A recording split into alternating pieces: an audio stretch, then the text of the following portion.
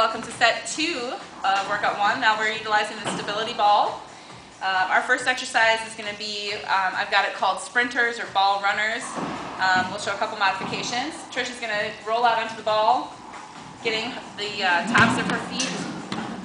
Very graceful, that was lovely. All right, so you've got a couple options here. This is the most challenging, to have your toes on the ball. You have very little support. A little bit more would be to have your full shin on the ball. So the first level, for kind of those who are not as familiar with the stability ball, is just going to be a ball tuck.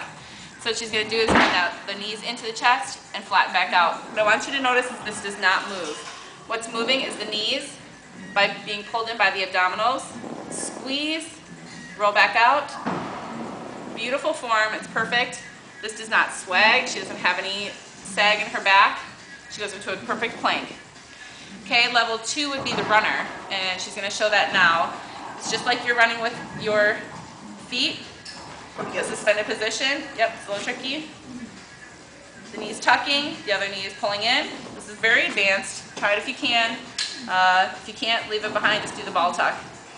25 on each side, or 25 straight planks, or straight tucks. All right, next is sideline crunch on the ball. So this will be very similar to what we did. This one? Mm-hmm. Okay. Yep. And a couple different levels. First level will be to have the knee on the floor for support. If you're not familiar with the ball, go ahead and start with your knee on the floor, so that you've got stability, you're not falling all over. She's going to turn that upper body to the sky. Yep. And crunching up.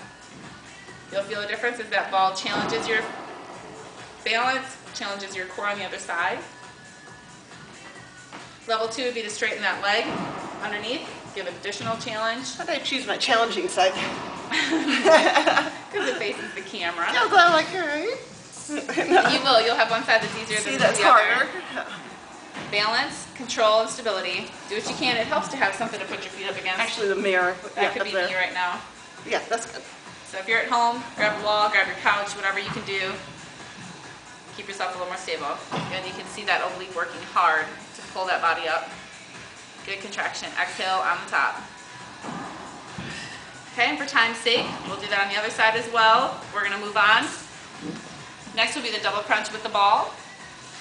So a couple levels here, upgrades. On my back? Yep. So you'll tuck the ball under your legs. This will be your basic level, level 1. You tuck that ball, squeezing it with your legs, and peeling those knees up to your chest, and upper body works at the same time as a double. Very good. You can see control, nice and tight, lifting that weight. This is adding resistance. It's also forcing your legs to be in a 90-degree angle, which is also more challenging. Okay, level 2. Take this out, put it between your legs. Yep. Got it? Be dropping that down and up. Yep. Beautiful. Again, she's taking the balance out by opening her levers and lifting that ball, which is additional weight and resistance. Final level will be to drop that all the way down to the floor and lifting up. Yep. Beautiful. Very challenging. Try a couple. Move on when you are done. Go back to the lower levels. All right, great. Final on the ball is, what is the final? Let me check my notes. You guys would know. Prisoner style waist rotations. These look like nothing, but they are very challenging. Trisha's going to sit on the ball. If you don't have a ball, you can still try this by sitting on your couch. Perfect posture. Head all the way down to the spine. You're going to poke that tailbone straight down into the floor. The wider your feet, the easier. The more narrow, the more difficult. Prisoner style means hands behind your head.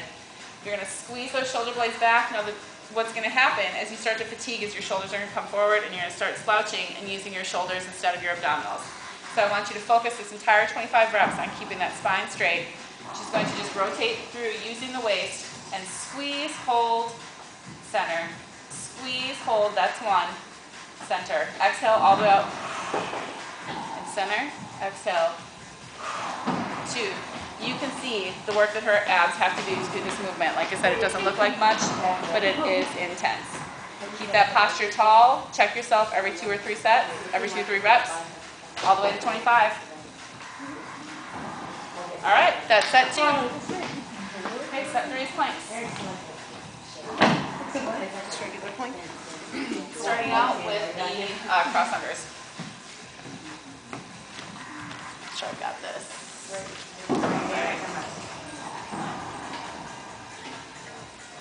All right, let me know you're ready.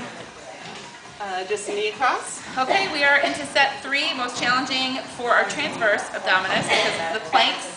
We're going to start with cross unders. Trish is in extended position. You can also take it to your elbows if you have really weak wrists or they get tired, you can take it down. She's going to take that knee and cross it to her opposite elbow. What I want you to notice is she's not tightening her shoulders up. She's got a beautiful flat back. Her neck is relaxed. She's not pinching. And she is crossing that rotation nice and slow. You may have seen this faster in other places. For this series, we're doing it slow. 25 reps is 1, 2, 2. Take it easy. This is ab work. We're working the abs. They like their time. Okay, that's the first movement. Second movement is going to be on the side, right side. We're doing a hip drop. So we've got a couple levels here, starting on the elbow. Basic level would be there. A sideline plank. You are lifting your body. It is a straight line. Your shoulder is stacked on your elbow. This arm can go up. You don't have to do that. If you want to just relax, you're welcome to that. This would be your first basic level with the knee down on the floor. From here, you're going to drop that hip down to the floor.